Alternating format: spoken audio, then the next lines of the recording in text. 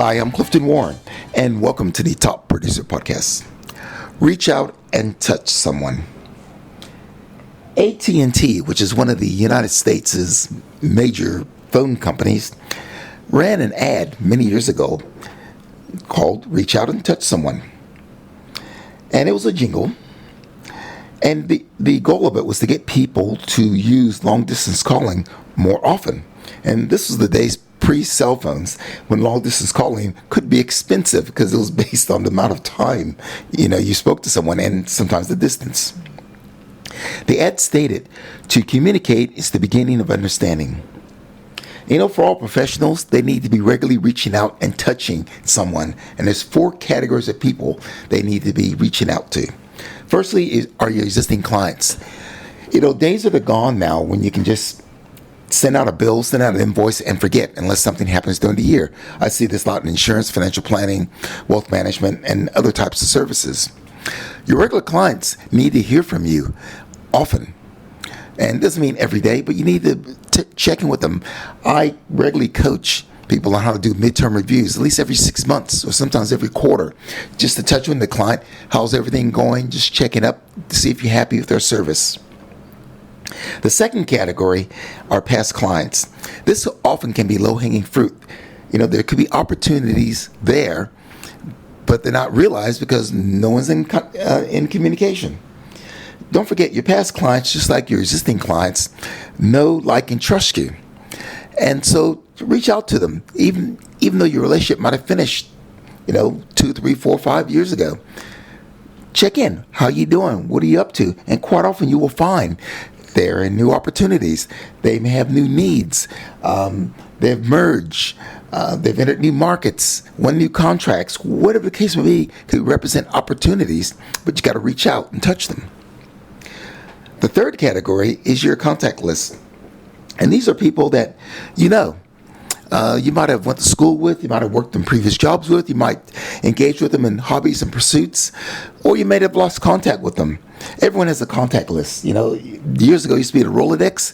It could be the old Christmas card list, whatever. You need to combine all that contact list and just systematically, a handful a day or a handful a week, reach out. Say hello. What have you been up to? Let me tell you what I've been up to. And who knows? Sometimes they may have a need for your service. Sometimes they may know someone has a need, but more often than not, they appreciate you for staying in touch. This is not about selling. This is about communicating, because this is the start of beginning, the start of understanding. And the fourth area is social media. A lot of people are on LinkedIn today. LinkedIn has 1 billion users globally. Facebook, I prefer LinkedIn. And you want to regularly scan your LinkedIn contacts. And once again, touch base with them. Hello, what are you doing? What are you up to?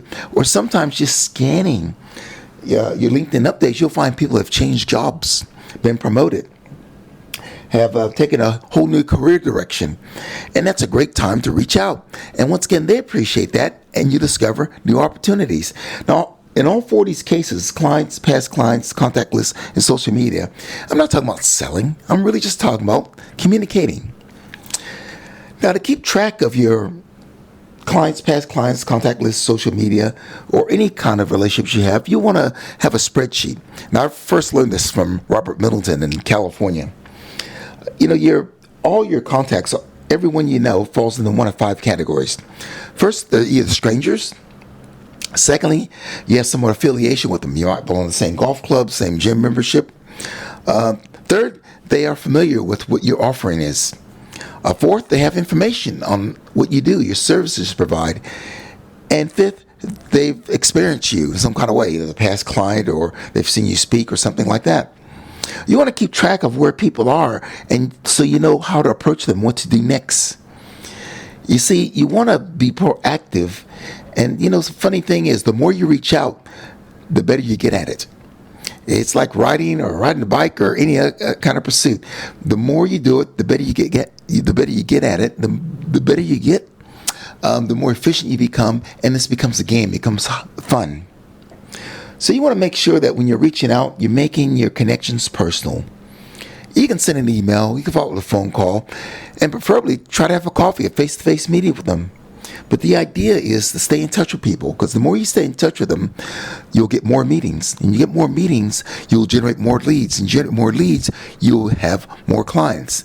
This is what top producers do. And this is why they're able to produce superior results, regardless of the market, regardless of the economy. I'm Clifton Warren. Thanks for listening.